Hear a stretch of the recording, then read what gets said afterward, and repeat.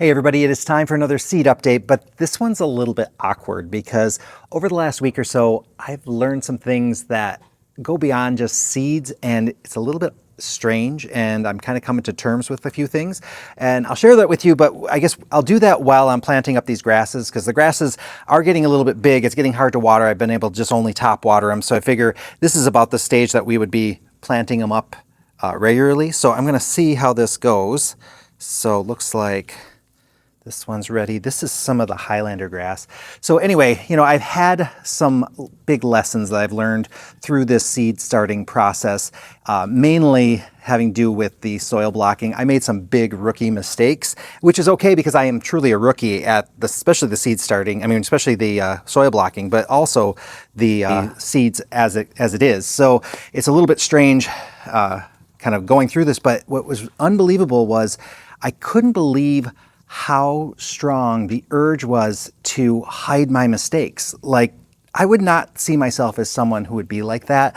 I'm usually like, hey, own your mistake and just work your way through the problem and go from there. And man, this time when I was making those mistakes, I was like, YouTube makes it really different. Like, it made me feel like, oh, I got this audience and I'm going to disappoint them and it's going to be all, awkward. And I really was thinking like, with that celosia, I could restart it and then just show them the new seeds and not tell them that I was having trouble with them and see how that goes.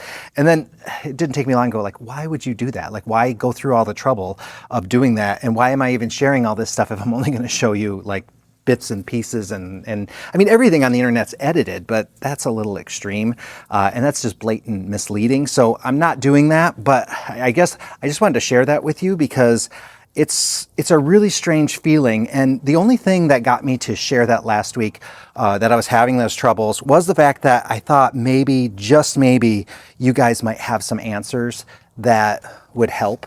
And you did. You guys came through. And the lessons that I've learned is, like, first of all, I put my soil blocks way too close together. My desire to efficiently use the space on the tray overpowered the logic of, if I really wanted to have things that close together, I could have just gotten a tray, filled it with soil, and put the seeds in there, and that would have been just fine. So, it would be the exact same thing as what I did. So I'm not getting good airflow. It's hard to water. In fact, as they get bigger like this, I can't even get in there. I mean, I don't have one of those real long watering cans, which is what I probably should have. So it just, that's like one lesson learned. The other thing, in addition to my soil blocks being way too close together, I am overwatering. And I didn't really realize that before. I kept thinking, I guess, that's one of the big differences with soil blocking, is I have this tremendous fear that they're going to dry out because they're more exposed. Well, under normal conditions, not the way that I planted them.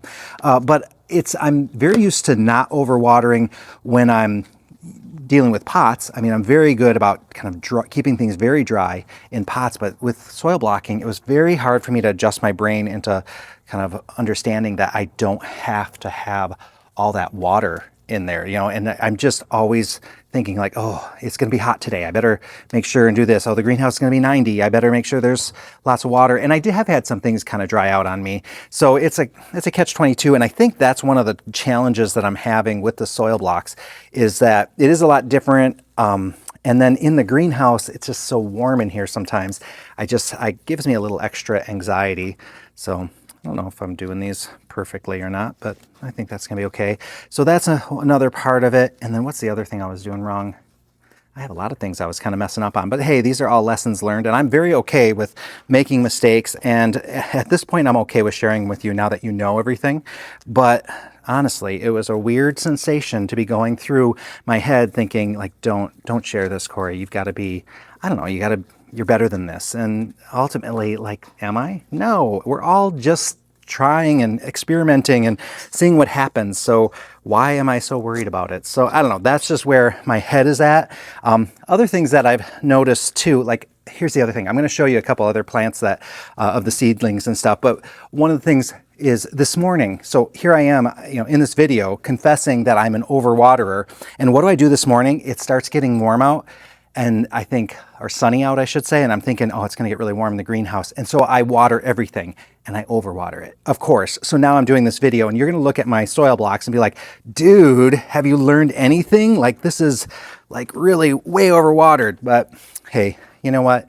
It's just that kind of that panic thing that, you know, oh, I don't want my poor seedlings to be thirsty, but that's how it is. I'm okay with how things are going, but I wish I had these, you know, beautiful, majestic things. Also, I did notice that the things that I grew at home were doing a little better than when I got in the greenhouse. And part of it was the new stuff that I didn't have a seed starting mix, and I really should have screened my soil. And the seed starting mix are better mixes for seed starting. So the stuff that I have is pretty coarse and probably has all kinds of stuff in it that maybe they don't like. But you know, this is what I had. And like, I'm not worried about it with things like my marigolds and zinnias because they can grow and all that kind of stuff. But you know, things like my celosia, maybe that was a problem. I don't know. And I have to admit, I have not done anything really with my seeds over the last week, partly because this is crazy time for us here at the nursery. So I am definitely, you know, focused on the work part of it. So work is getting in the way of some of my fun, and that's how it's supposed to be, and that's okay. This is just supposed to be a side thing, some of these projects. So that's what they are, and I'm just making the best of it. This is Purple Majesty, and this stuff is doing really well. Gosh, I got a lot of soil that I'm leaving behind and roots and all kinds of stuff. So hopefully that's not a big issue, but I'm sure it's going to be fine. They seem quite hardy here, although some of these are kind of laying down. We'll see what happens. I think I'm going to have to space them out a little so that they can kind of do their thing. We'll see. If they don't work out, that's fine. The wheat is really strangely shaped. Anyway, I'm just blathering on today. I hope you guys don't mind. I'm being a little bit of a you know, jabberjaws here. Let's see, things like my yarrow just keeps growing and growing. In fact, that I've been good about not overwatering. In fact, I can see on some of the leaves I have some brown tips, and I think that's just because I was avoiding watering. But again, it's easy for me to not overwater things in the containers, but when it comes to the soil blocks, it's just really hard. So let me just finish this up, and I'll give you a little bit of a tour of my seeds. So I've got those all potted up, but you can see I have a lot of, like, some of the soil blocks are ones that didn't take, but then other ones are just bits of roots. So you can see so much for air pruning, I had them so close together that everything was going to grow together. Whereas if they were true soil blocks, they would have air pruned and they would have kind of stayed more compact. So that's a lesson learned. I know to leave some space. Now, there was the comment of, hey, you know, you should put more space. And then other people said, hey, you know, at this point, don't fuss with the soil blocks. You're going to have to just deal with it. But I am looking at these dahlias, and I always have a little anxiety with dahlias when they're this tightly packed because they are a little bit more prone to like powdery mildew and that kind of thing. So I'm going to actually pot these up. I was thinking about just dividing up the soil blocks and spreading them, but I think at this point I'm just going to give them some more room in their own pots. So I've got some of these ready to go as well. So I'll just get these going. And let's see, I have some claria in here too, and that seems, actually that's doing quite well. I don't know, again, I haven't been paying attention to any of this, but the claria seems to be doing quite well. I'll have to check to see if I have to pinch it. I'm guessing it needs a pinch at some point, so we'll get it potted up here, and then I'll look it up later, and if I need to pinch it, I'll pinch it, or if I might not, maybe I'll wait a couple days after I transplant so that it has some time to kind of get used to its new environment. So I'm curious about this claria, and I didn't have great germination. I had 3 out of 1, 2, 3, 4, 5, 6, 7, 8. So 3 out of 8 germinated, which I'm okay with that. It's just a plant I wanted to try. Okay, claria is in place now for these dahlias. I think I'm going to pull, no, I'm not. Okay, so these are the red skin dahlias, and I love that they have that kind of darker thing. Yeah, and see, these are a little bit, I did notice I am going to have to get a fan on my dahlias. Now, once I get these planted, I'll space them a little bit more maybe, because even though there's fans circulating around here, there's still not quite enough for it to kind of give those stems the strength that I'd want them to have. So I can see these are a little loosey-goosey here. Let's see if I can correct them in the pot here and go from there. Let's see.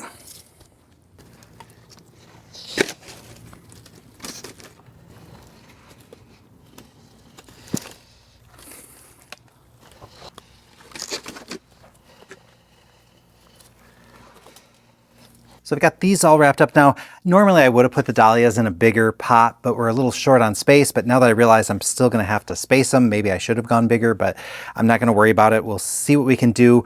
These are probably going to end up in greenhouse 3.5, kind of on pallets, just in a kind of general area. They're not going to be in a primo area of the greenhouse, but they should do just fine, I hope. And so there were a couple of them that were a little spindly, but I planted them up anyway. Again, a little bit, these were a lot drier, especially the ones on the edge. So I need to get these watered in right away because they're going to be thirsty very shortly. Let's see, what else do I have to show you? Let me go around and just take you on a little seed tour, and then I have some other things to tell you about. So the yarrow's doing great. I am going to probably have to space these out so they have a little bit more room. You can see where I was a little light on the water and they probably got a little scorched or a little dried out, but they're doing fine and I can easily cut those off. There's so much new growth coming out of there. These things have been a breeze to grow. I don't know why I had so much fear of these because they're doing great. So here's some of the status. That's doing really well.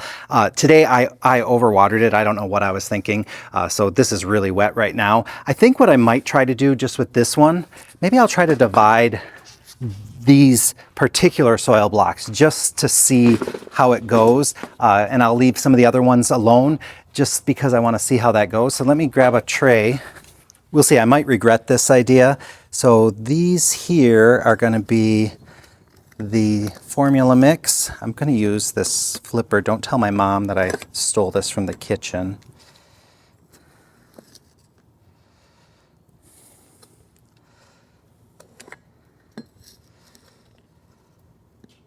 I feel like I'm serving up brownies. Everybody said these look like brownies when I put them out, or when I did the video. So I guess I'm just playing the theme here.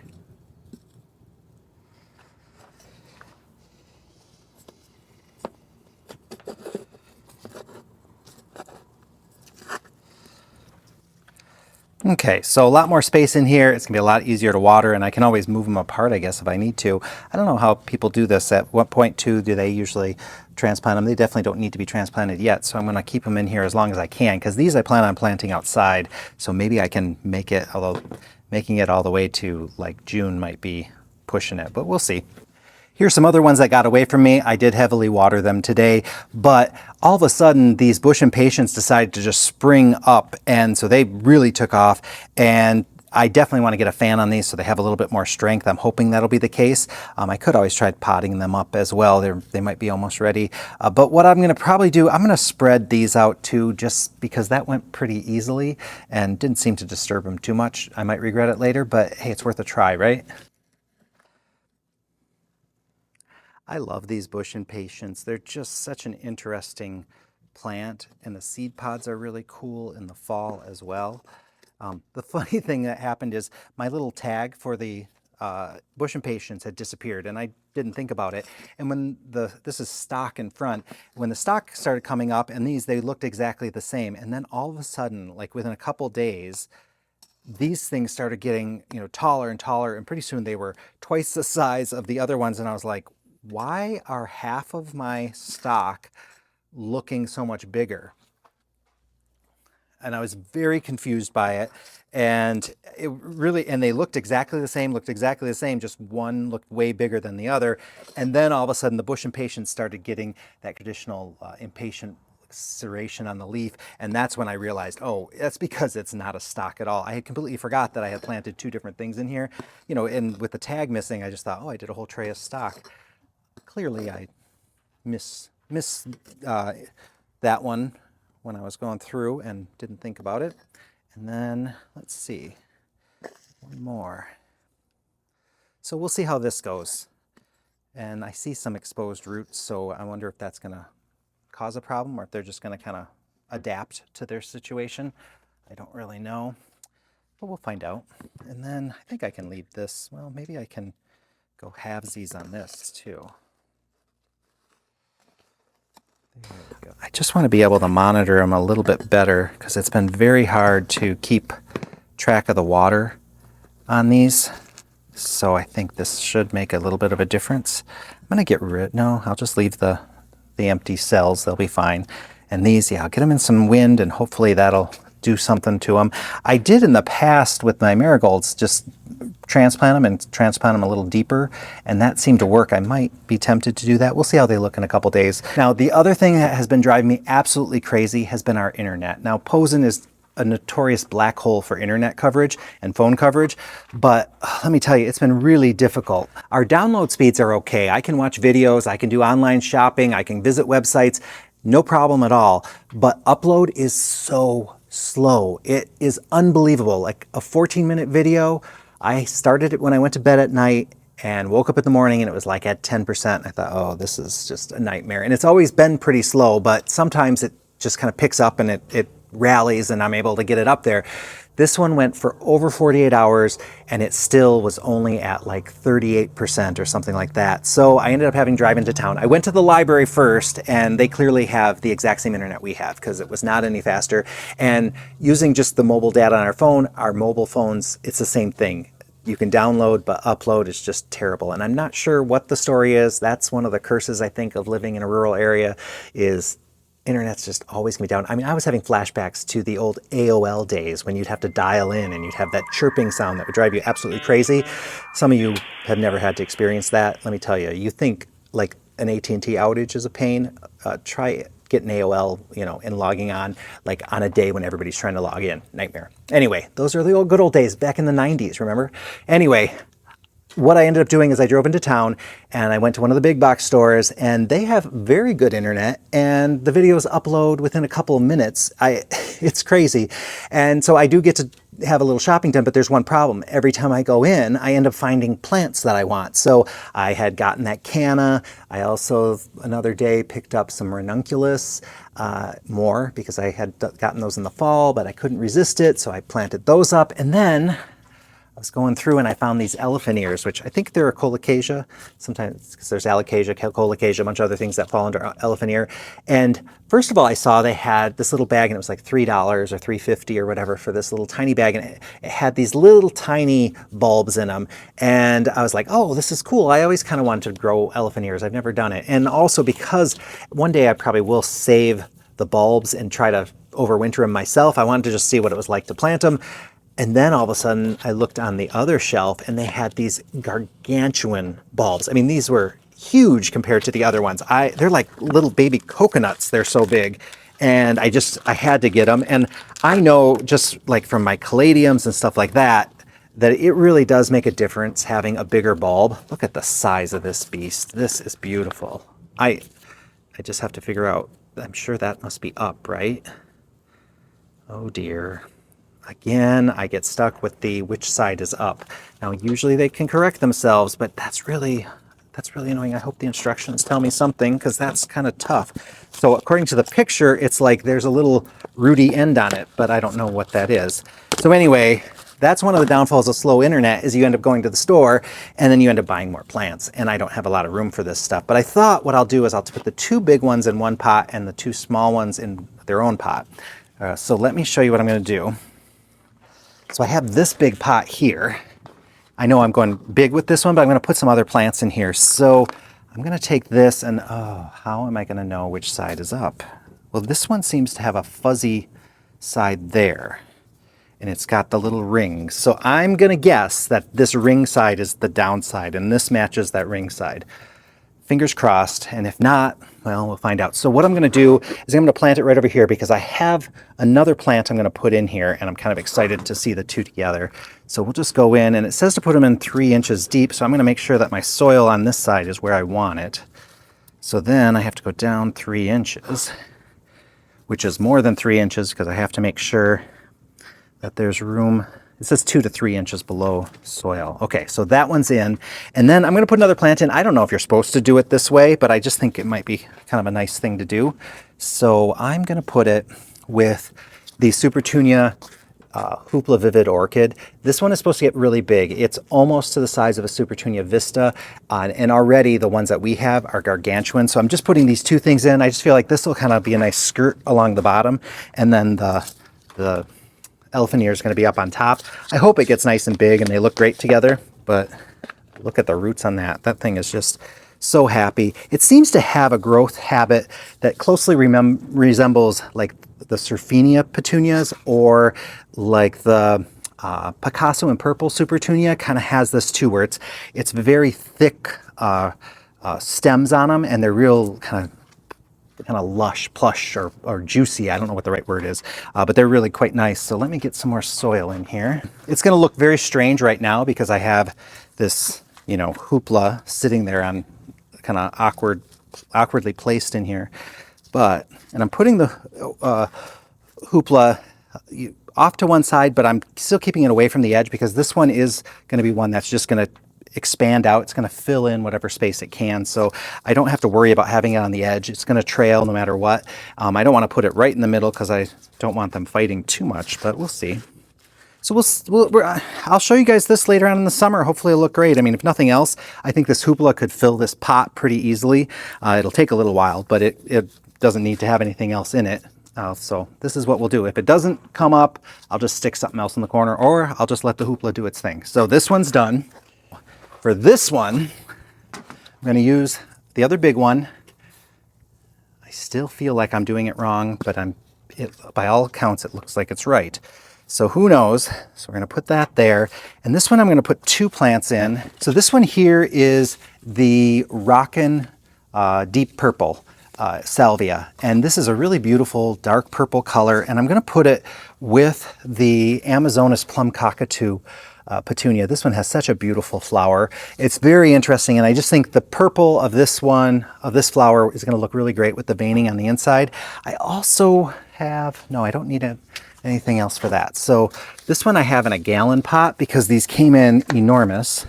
And look at this, they're already gargantuan. Wow, this is a beautiful plant. So now I've got to remember where I put the other one. We're going to dig this out just a little bit because this is a very big pot to have to deal with. And I know people get frustrated when we sell things in the gallon size if they want the small, but it just is how it works for us, because if we get them in really big, we have to take care of them for quite a while because we need to have our plants right first thing in May. If we had more time or less time, like if we could sell them this week, we could keep it in a smaller size, but that's just our little dilemma that we deal with. So we're going to get a little bit more soil in here. Okay. Sorry, plum cockatoo. Didn't mean to do that to you. I'm going to get this in there. Let's see. I'm going to put this right here. And the plum cockatoo gets pretty big. Now, where's this? This is not where I want it, so I guess I'm going to move it a little bit. Okay. I'll be very curious to see how this all looks. That seems a little low. There we go. Okay, that one's done. Salvia has a nice smell. It's real herb type smell to it. Now for the last one, I'm going to put it in a smaller pot. This might be too small of a pot for elephant ears, but you know, we'll find out. So I'm going to put this down here. The soil I'm putting this in is very, very dry, so I'm going to have to make sure that I'm careful about watering it and kind of make sure I get a decent amount of water in there. And then the other thing I'm going to put it in with, just to kind of fill it in, is lemon coral sedum. And this is a really nice one that kind of carpets out.